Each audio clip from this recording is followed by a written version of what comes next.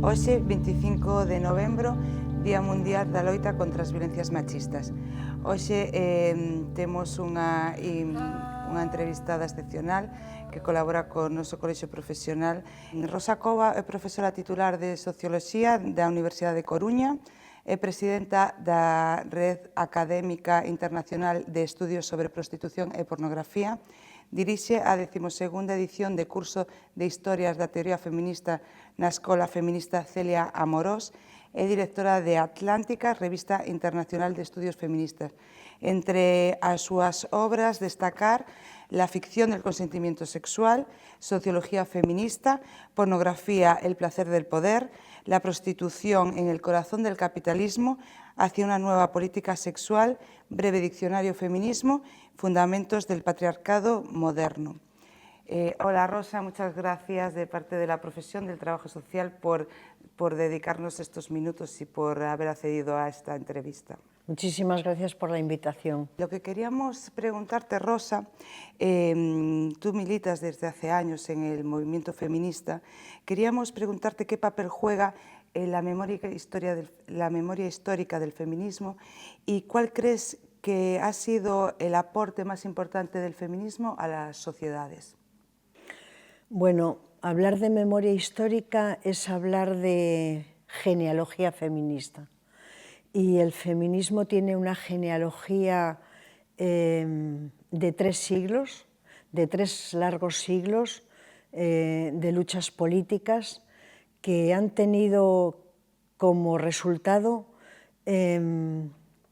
aumentar la dimensión civilizatoria de aquellas sociedades en las que el feminismo se ha desarrollado. La relevancia del feminismo es haber ensanchado los derechos de las mujeres, que de otra manera significa haber ensanchado los derechos de la mitad de la humanidad. ¿Por qué es importante la genealogía feminista? Porque la genealogía feminista es una especie de brújula que nos indica hacia dónde tenemos que caminar, que convalida lo que se pone encima de la mesa como una vindicación feminista, que nos dice si esto es feminismo o esto no lo es. Comenzaste y te articulaste el movimiento hace años. ¿Cómo fueron esos inicios y cuáles fueron el papel que jugó en tu vida personal y profesional el colectivo y tus compañeras? Pues yo entré en el feminismo de una forma así, podríamos decir que un tanto atípica. Yo no entré en el feminismo a través de una organización feminista, entré en el feminismo en un proceso de elegí hacer una tesis doctoral con Celia Amorós y en ese proceso de realización de la tesis y en ese proceso de interacción con mis compañeras de un seminario que hicimos en la Complutense, que lo dirigía Celia Amorós, que se llamaba Feminismo e Ilustración, ahí comenzó mi proceso de hacerme feminista. Y ya poco después empecé a militar dentro del movimiento en varias organizaciones que son en las mismas que sigo hasta ahora. Bueno, yo a todas mis alumnas siempre les aconsejo que se hagan feministas, porque el feminismo te proporciona las claves para poder interpretar tu vida, porque el feminismo te proporciona claves para saber por qué estás en un lugar y no estás en otro, porque te da un lugar en el mundo para mirar. De modo que, si tenéis oportunidad, haceros feministas, incluidos los chicos. Gracias, ahí apuntamos. ¿Cómo ves el movimiento en la actualidad, en el momento actual? Bueno, yo creo que el movimiento feminista hoy es un movimiento muy fuerte. Creo que estamos prácticamente al comienzo de la 4ª ola feminista. La 4ª ola feminista se ha desarrollado como un movimiento de masas. Es la primera vez en la historia que el feminismo es un movimiento global. No hay países, no hay continentes, no hay lugares en el mundo en el que las ideas feministas no estén articuladas de una u otra forma en organizaciones. Y el feminismo ha logrado construir ahora, en el siglo XXI, una voz política extraordinariamente potente, con una capacidad enorme para poder detectar e identificar todos los ataques, a veces por muy sutiles que sean, a los derechos de las mujeres. Y creo que sí que conviene señalar que la 4ª ola feminista acaba de comenzar y que tiene una historia por delante y un futuro muy largo. Eres una experta en historia del feminismo y además lo has estudiado y lo conoces muy bien. Queríamos saber si observas dicotomías, si observas alguna a otra época anterior. ¿La época actual la asimilarías a algún momento pasado de la historia del feminismo? Lo que está pasando ahora, la cuarta ola, bueno, la cuarta ola tiene raíces muy profundas en la tercera ola, pero ha logrado tener unos contornos propios, en el sentido en el que la cuarta ola feminista se ha articulado y ha puesto en pie una vindicación feminista para que se detenga, para que se frene, para que se desactive la violencia sexual.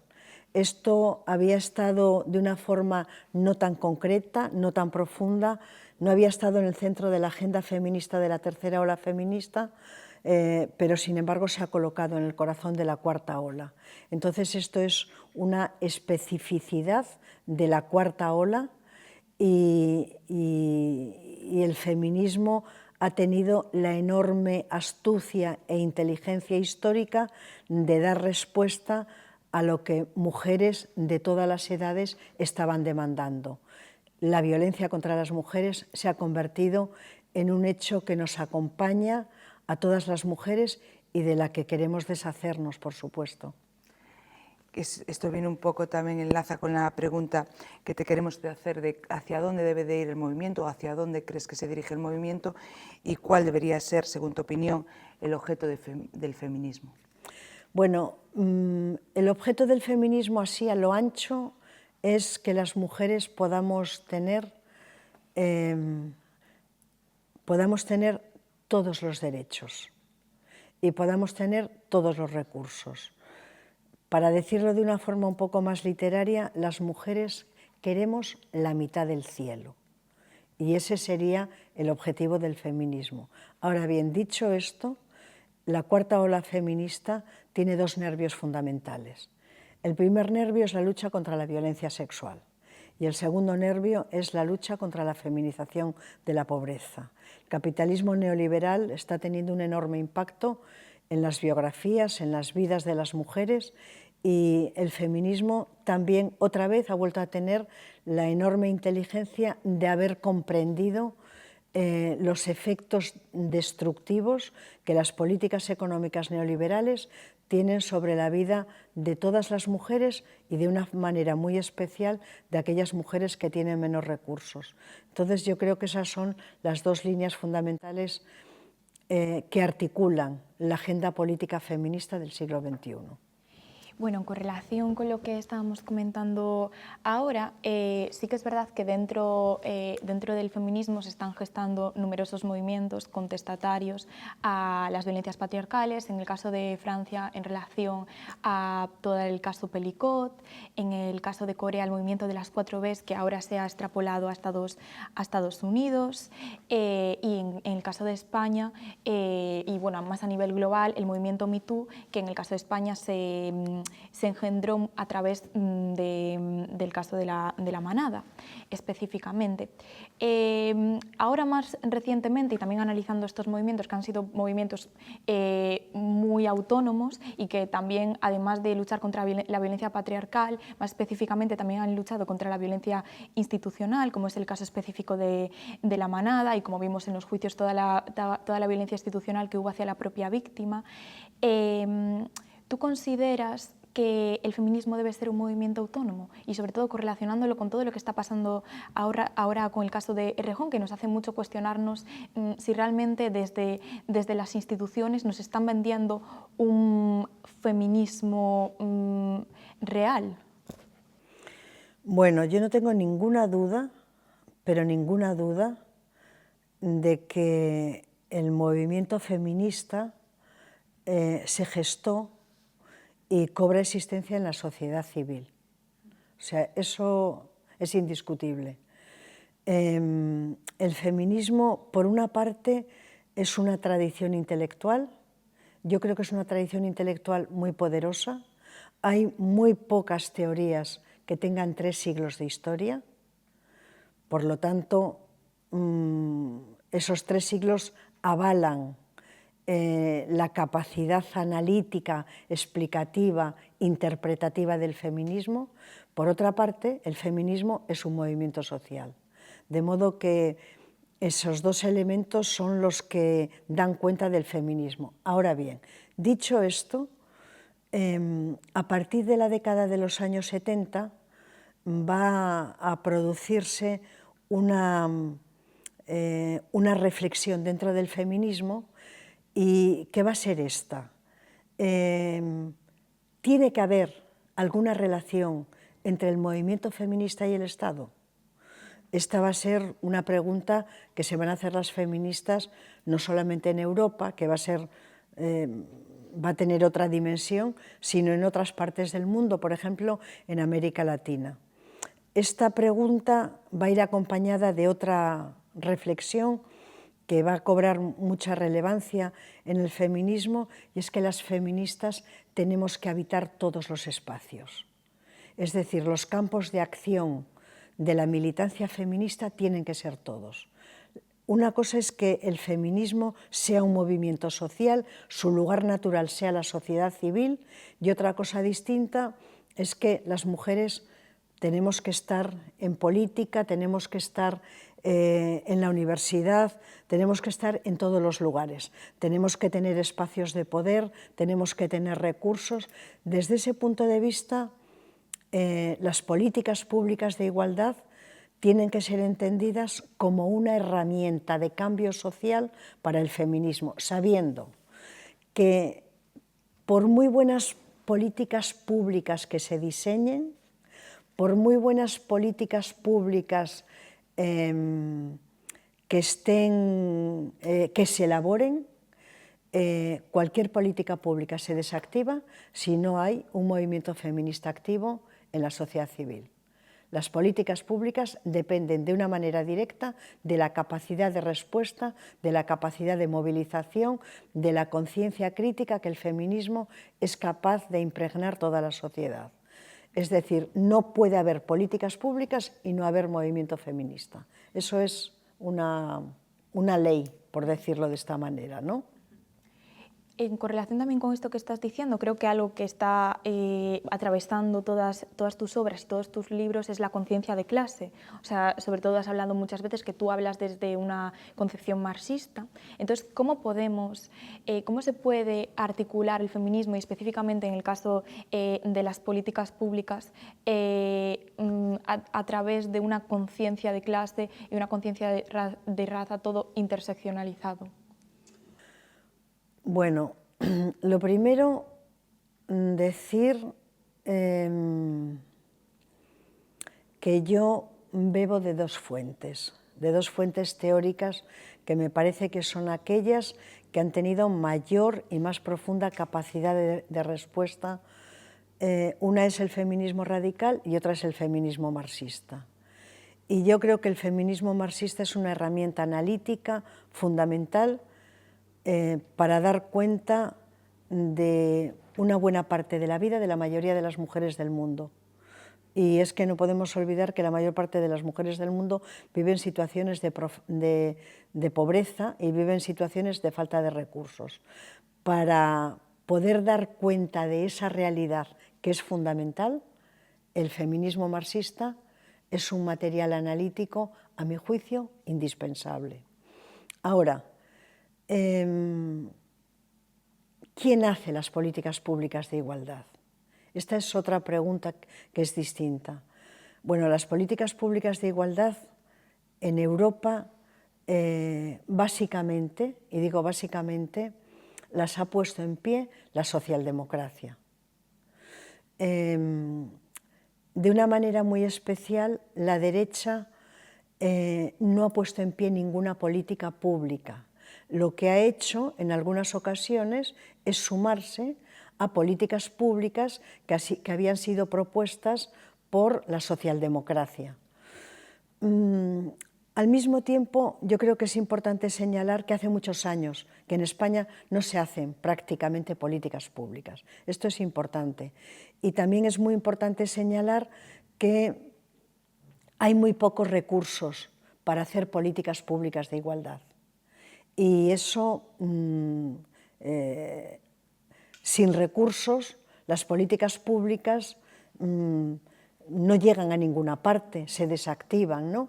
Entonces, para que haya buenas políticas públicas tienen que cumplirse muchas condiciones. La primera es que la izquierda, que es quien las pone en pie desde el poder político, se comprometa.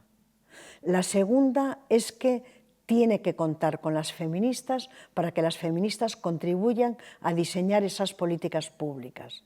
Por lo tanto, lo que es importante es, en primer lugar, voluntad política. Y yo no veo ahora mismo mucha voluntad política para hacer políticas públicas de igualdad. La segunda cosa son recursos. No hay transformación si no se ponen recursos encima de la mesa. Recursos no solamente de dinero, sino más otro tipo de recursos también, aunque el dinero es fundamental.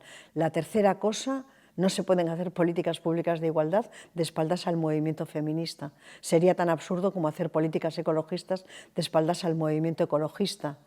Entonces, yo creo que esos tres elementos son fundamentales para que se puedan hacer políticas públicas de igualdad. Sería muy bueno que el Gobierno de España, sería muy bueno que el poder político entendiese que la mitad de la población electoral somos mujeres, que las mujeres votamos, que hay un movimiento feminista con mucha capacidad de movilización y que tienen la obligación de dar respuesta a las necesidades y a las vindicaciones feministas que las mujeres hemos puesto encima de la mesa.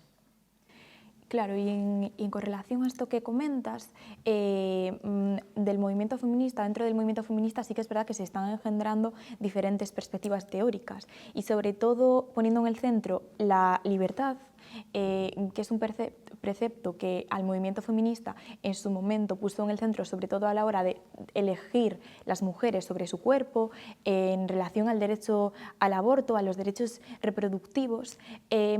¿Cómo puede ser posible que ahora mismo ese mismo discurso que en su momento nos sirvió para conseguir el actual derecho al aborto, ahora mismo se está utilizando para justificar prácticas como pueden ser los vientres de alquiler o la regularización de la prostitución, por ejemplo? Pues sí, esa es una pregunta que tiene bastante enjundia, la verdad. Lo que en un momento histórico es un argumento que puede ser muy rentable para el feminismo, en este caso, en otro momento histórico puede no serlo. Y eso es lo que ha ocurrido. En los años 70, cuando empieza a estallar el movimiento a favor de que se legalice el aborto, el argumento principal es mi cuerpo es mío, ¿no? Y yo con mi cuerpo hago aquello que me parece que es adecuado, como en este caso, abortar. De modo que las feministas en los años 70 no teníamos conciencia de que el argumento de yo hago con mi cuerpo lo que me parece, mi cuerpo es mío y por lo tanto en eso se tiene que fundamentar la ley del aborto, no sabíamos que esa era una argumentación liberal. No sabíamos que esto es algo que tiene sus raíces más antiguas en el liberalismo, que considera que el cuerpo es una propiedad del individuo, sino que nosotras en los años 70 lo decíamos en el sentido de que queríamos tener autonomía y queríamos tener poder sobre nosotras mismas para decidir cuándo poníamos en marcha un proyecto de maternidad. Pero claro, será sobre todo a partir de la aparición de las políticas económicas neoliberales cuando se va a construir un mercado de consumo con la sexualidad de las mujeres. Y ahí ocupa un lugar fundamental la prostitución, la pornografía, OnlyFans y otras muchas modalidades de explotación sexual. Ese argumento, que en realidad nosotras lo leíamos como autonomía de nuestro cuerpo para poner en pie un proyecto de maternidad, ha sido reapropiado y resignificado por el capitalismo neoliberal y por el sistema patriarcal para convertirlo en realidad en un capital sexual, en la definición del cuerpo como una propiedad. Entonces, bueno, esto es lo que está ocurriendo y yo creo que si algo está haciendo el feminismo en el siglo XXI es tratar de desarticular esta idea, porque es una idea funcional al capitalismo neoliberal y es una idea funcional al sistema patriarcal. Y creo que de una forma u otra lo estamos empezando a conseguir. En tu obra, que tenemos aquí, La ficción del consentimiento, habla sobre la necesidad de poner en el centro el consentimiento. Aquí comentas, voy a leer un poco el inicio. El consentimiento sexual es un fantasma que recorre Occidente. A pesar de ser un debate de décadas, ha sido el estallido de la cuarta ola feminista, con su poderosa denuncia de la violencia sexual, la que ha dotado de nuevo impulso y nuevo contenido a esta categoría que está marcando nuestra época. El consentimiento sexual se ha situado en nuestro imaginario cultural y político, trastocando comportamientos, cuestionando formas de pensar y movilizando emociones. En contraposición con lo que comentas, sí que es verdad que hay teóricas feministas, como por ejemplo Catherine McKinnon, que sí que habla de, que realmente que las mujeres otorguemos consentimiento dentro de una sociedad patriarcal y cediendo a la voluntad masculina no convierte eso en un consentimiento real. Es decir, que es imposible que las mujeres seamos capaces de consentir dentro de un sistema patriarcal. En correlación también tenemos a Clara Serra, que habla de cómo las mujeres desconocemos lo que deseamos y nuestro deseo realmente lo descubrimos a través del otro. Esta contraposición entre el argumentario sí que me parece importante analizarla, porque creo que otra vez volvemos a caer en cómo el neoliberalismo se mete dentro del movimiento feminista y se pueden llegar a crear estas dicotomías en los discursos relativos al consentimiento. O sea, ¿cómo crees que podemos darle una vuelta a esto? Bueno, mirad, respecto al consentimiento, la idea fundamental, la tesis fundamental que se gestó en la década de los 70 y de los 80 y cuya voz más importante quizá es Catherine McKinnon, es la idea de la imposibilidad, de la falta de viabilidad del consentimiento sexual, de la imposibilidad de que las mujeres otorguemos el consentimiento sexual plenamente libre en el contexto y en el marco de una sociedad patriarcal. Mi punto de vista, digamos que matiza esa afirmación de McKinnon con la que yo estoy de acuerdo en un altísimo grado, pero yo creo que en 3 siglos de historia y en 3 siglos de luchas feministas con grandes transformaciones que hemos ocasionado al propio sistema patriarcal, hemos ocasionado cambios dentro de las sociedades patriarcales y hemos ocasionado heridas al sistema patriarcal. Yo creo que hemos ampliado muchas mujeres el margen de maniobra que tenemos para otorgar nuestro consentimiento sexual. Eso por una parte. Por otra parte, hay otra posición que estaría representada por el libertarismo sexual, que opina que un sí, aunque no sea un sí convencido, una cesión es consentimiento sexual. Yo creo que esto es muy importante distinguirlo porque, bajo mi punto de vista, para que haya consentimiento sexual, bajo el punto de vista feminista, permitidme que lo diga de esta manera, para que haya consentimiento sexual se tienen que producir 2 condiciones. La primera es el deseo. No puede haber consentimiento sexual si la sexualidad no es negociada, no es deseada y no es compartida por ambas partes. Si una de las partes no experimenta deseo, no negocia su sexualidad y no la comparte, la idea de consentimiento sexual se desactiva. Se convierte en una ausencia. Y la segunda condición es que tiene que haber unas estructuras sociales, políticas, económicas y culturales razonablemente marcadas por la igualdad. en aquellas sociedades en las que la igualdad es una ausencia, el consentimiento sexual no existe. Esta sería la posición feminista. Y la posición libertarista sexual es una posición que ha acudido a la idea de que el consentimiento tiene que estar marcado por la voluntad, pero no necesariamente por el deseo. ¿Por qué aparece en la década de los 90 fundamentalmente la idea de la voluntad en todo este debate? Porque el telón de fondo es la aparición de una industria poderosísima, que es la industria de la explotación sexual, cuyo corazón es la prostitución y la pornografía, y la idea de la voluntad la van a poner al servicio de la consideración de la prostitución como trabajo sexual.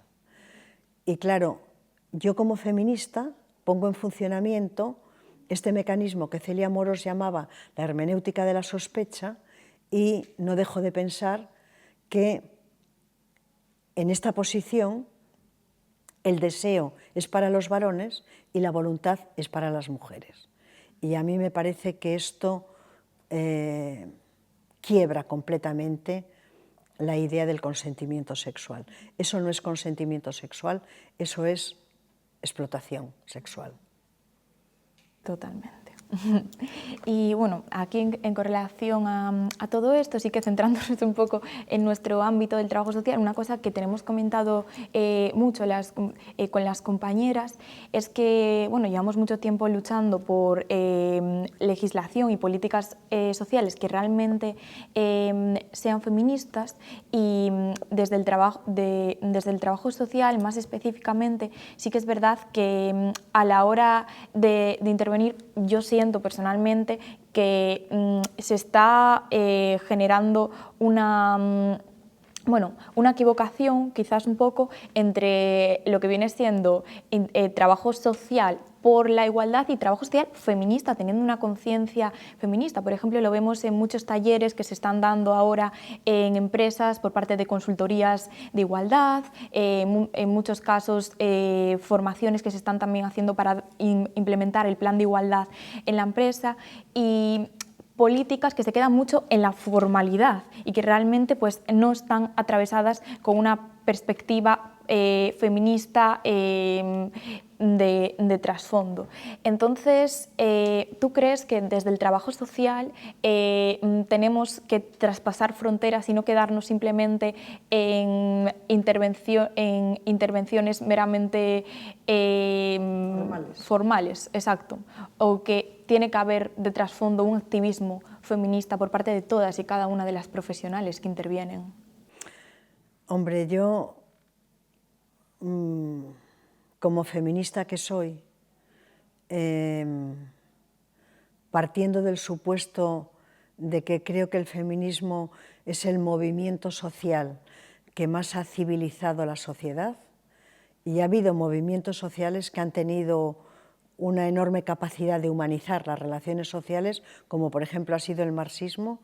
Yo creo que ningún movimiento social ha civilizado tanto las sociedades que estamos viviendo, las sociedades que hemos vivido, como lo ha hecho el feminismo. Es más, yo creo que si ha habido y si se está produciendo un elemento inequívocamente civilizatorio en el siglo XXI, lo más civilizatorio que está ocurriendo es la lucha feminista contra la violencia sexual.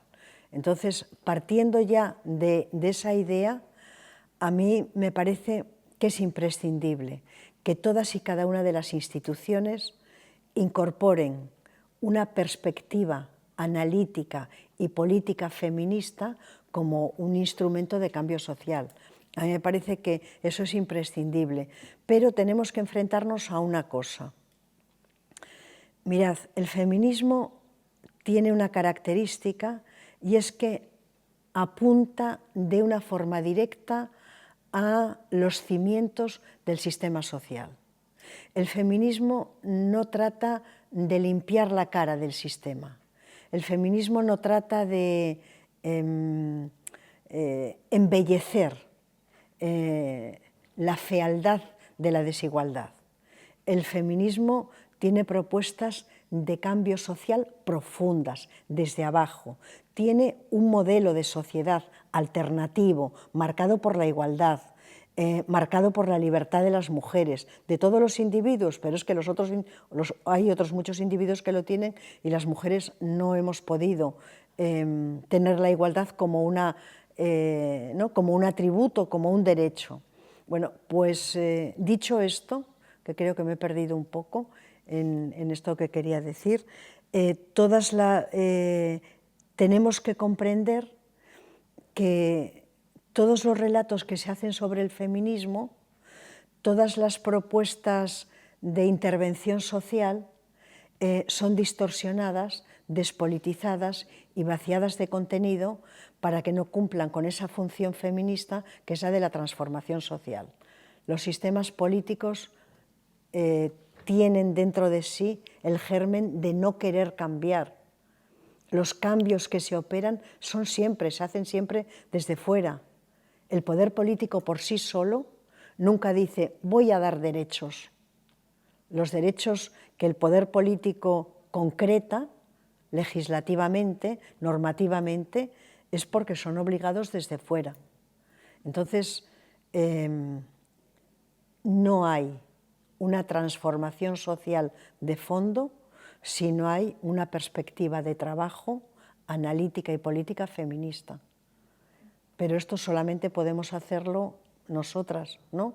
Solamente podemos hacerlo pues con políticas de formación, políticas coeducativas en la escuela, políticas de formación feminista en la universidad, en fin, en todos los ámbitos en los que tenemos, son unos cuantos, lo estamos haciendo, hemos ocasionado muchos cambios. La vida para las mujeres en una sociedad como la nuestra hoy es mucho mejor que la de hace unos cuantos años. Mi vida y mi biografía no puede ser comparada con la de mi madre. Hemos conseguido muchas cosas, pero como dice Geneviève Fraisse, las mujeres podemos conseguir nuevos espacios de sujeto y al mismo tiempo se nos puede atribuir nuevos espacios de objeto.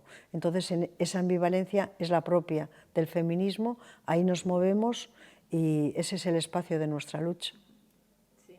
Que es fundamental. Bueno, muchas gracias por cedernos este espacio y sobre todo yo creo que son importantes estos formatos porque como dice muchas veces Amelia Tigano, sobre todo en su obra y lo reitera mucho, al final el feminismo tiene que ser para todas al salir de una jornada laboral de 12 horas y tener un movimiento que nos sostenga, para todas al estar en situación de prostitución y tener una compañera con la que dialogar, para todas cuando estás teniendo un debate moral sobre la relación que tienes con tu pareja, que te puedas ver un vídeo de TikTok de 2 minutos que te haga repensarte, y para todas en todos y cada uno de los entornos. Entonces, al final, este es un entorno más allá de los libros, más allá de la teoría, que no todas las mujeres ni todas las personas van a tener acceso y que al final es muy importante. Así que gracias por transformar esa teoría de una forma tan sencilla y que nos pueda llegar a todas a través de este formato. Muchísimas gracias a vosotras. Moitas gracias a Rosa Cobo. Está claro que traballadoras sociais somos axentes de cambio social. O traballo social é feminista ou non o é. Isto é un documento audiovisual moi valioso para o colexio. Moitas gracias por a participación e por aportar á profesión. Muchísimas gracias a vosotras.